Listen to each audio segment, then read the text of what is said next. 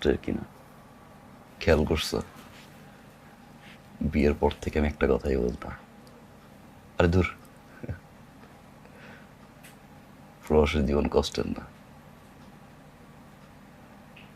সত্যিটা শুনবা,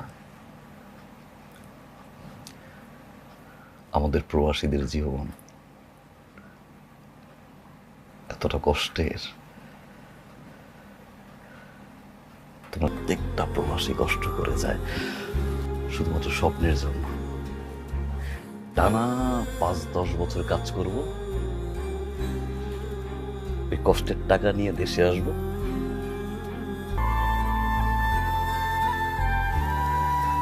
আমি অসুস্থ, তোমার জানাই নেই। তুমি